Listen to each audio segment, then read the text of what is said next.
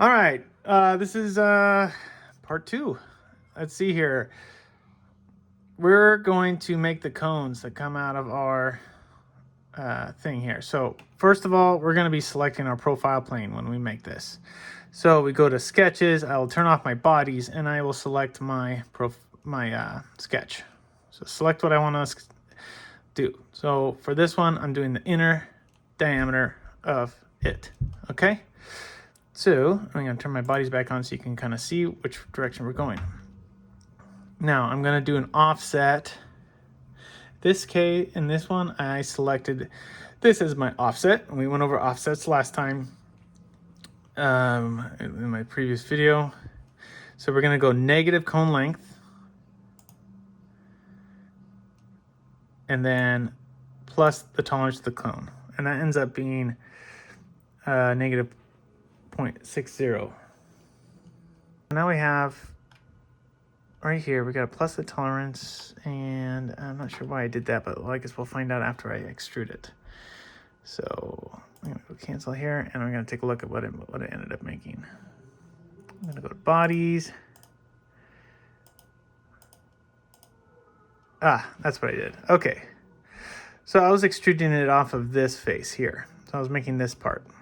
Okay, that makes more sense. All right. So then we'll go to the next side. And I'll show you what this one does. We got a negative tolerance for the length here.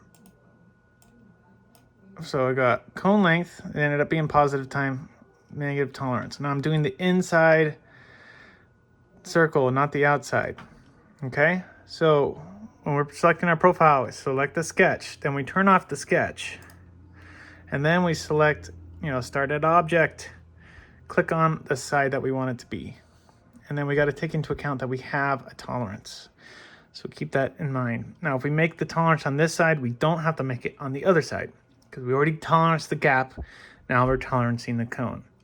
Now, I purposely made this a little different because I wanted a little gap here. If I made it exactly 4 millimeters, then it would be exactly 0 gap, and it would just be a hole, and I wouldn't have anything to chamfer down into a cone. Okay, so next one we're going to be doing the inverted, okay, which is these guys.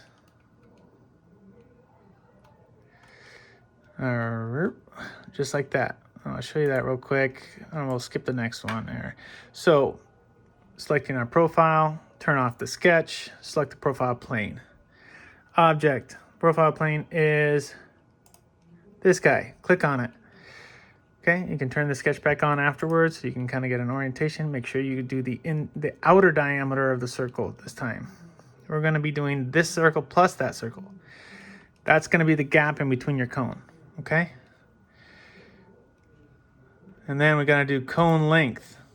Boom, that's it. It's cone length because we already did the minus tolerance on the other one. So I think it was 3.8 is what I chose for the parameter. Minus the tolerance is 0.2, so it's 3.6. So this one's going to be inside, it'll be 3.8, and then the smaller cone that goes that way is going to have a 2 millimeter gap at 3.6. So we're cutting this, operation cut, okay?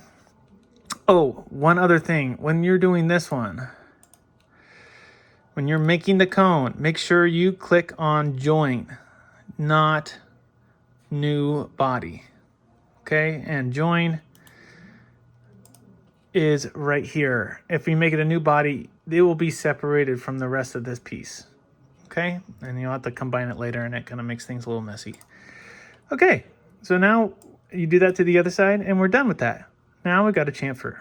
So, and to make this, I found that you can make a chamfer just about the same size as the length. Okay, so what I did, because I like to do all my chamfers together.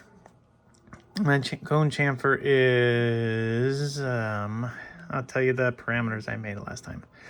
But I did like to have a little tiny bit of a gap here. I think it was 3.8 or 3.6, the size of the smaller cone is my chamfer parameter. And so if I go to control here, you can see that the chamfer goes right on those edges. And there's two ones that are, you know, floating there. And that's because partway through I turned off and on so I could get these inside edges here. Now, when you want to select multiple edges, you just hold Control on your keyboard, or hold Control, and then everything that you've selected will be in blue. Okay, you can also click them again, which I would do, but I only got one hand at the moment. If you click it again, it will go black. Maybe if I just hover this over the edge when I push Control. Here, we'll try to do elbow style. There we go, elbow style. So you see how it lights up in black. If I want to chamfer that, something weird going on, right?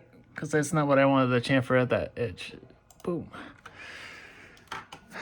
Okay, and then you got to go, you know, there's a couple different choices. Today, I don't know, just equal distance. You can, you know, choose the differences in distances if you got, you know, a special hole you want to make. Okay. So anyway, we chamfered those. Now we got cones. We got cones and cones. All right. Now we got to clean up the rest of this and make it look a little better.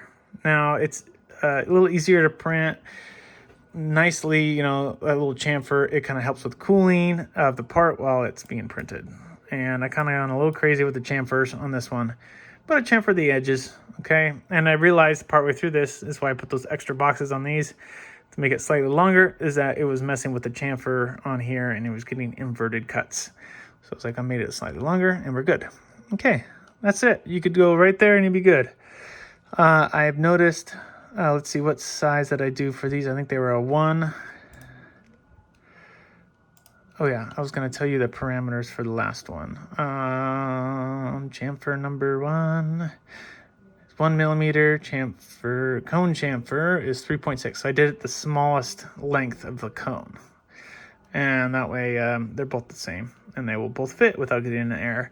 Chamfer 3 was 3 millimeters, which I'm not sure if I even used or what I used it on. And chamfer for the hole is 0.6. Oh, that's what I did. Okay. I think I did 1 and 3. So, and you can change these afterwards too, as long as they are within the parameters. If you get an error, then you just did it too much, you know? Try a smaller number and see if it will work. So I chamfered these edges, I think at 3, and then these ones at 1, I believe is what I did. That's right. And then the circles at 0.6. I found that was a good way to do it. All right, then I went a little crazy with my chamfers. Oh, maybe these were the 3 millimeter chamfers. I chamfered these sides too. I chamfered the sides of the sides. And then I chamfered those sides of those sides. And I chamfered the circles, and then I did, well, you know what? I'm going to make it look even cooler, robot style. Chamfered those sides of those sides. I've never done anything like that, but I thought it looked cool. So we're going to go with it and see what happens. And that's all it. Let's see how it came out. Oh. Then we can actually make a door for this thing. This thing is insulated up.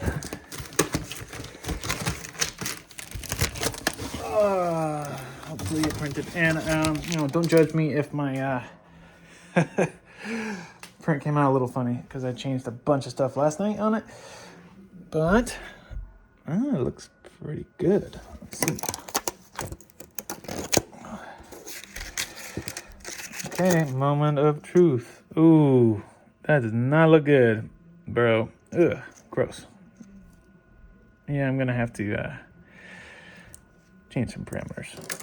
Well, it should be able to go, but with the settings I have, I might have to attempt it one more time. Let's see. Ow. Well, it works though. You know, might just keep it. You're not going to see it very often, and I don't really care. But I definitely need to mess with the overhang settings. And you know what? I probably could have gone with some supports, because it's over 65 degrees, I think, was the angle. So you want to keep in mind like what angle you're going to be printing at. If I was made them a little sharper, maybe 45 or less, my printer would be totally fine. But I pushed it a little bit. I wanted a bigger gap without having it so tall. But yeah, I think the movement is perfect. And look at, oh yeah, that's gonna be great. And you get pretty much like 270 degrees of revolution, or maybe almost 300 or more than that. So sounds like a success for my second hinge attempt here. See if I can get this to snap in place without it busting.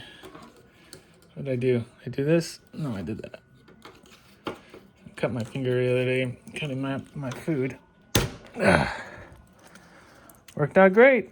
And there's like a really small tolerance. Oops, sorry guys. Really small tolerance. 0.2 for this particular Overture Pet G Black. Worked out perfect. So I'm gonna mess with the settings for the bottom there, or maybe just do supports if I have to print them again, but these are good enough for me. Thanks for following and watching. Next time we'll try a different design, and I'll show you guys, start posting these videos soon when I get this some more time. That'll be fun. It's been a very complicated project, so hope you guys like it. Thank you for following and watching. Hope you enjoyed it. Bye.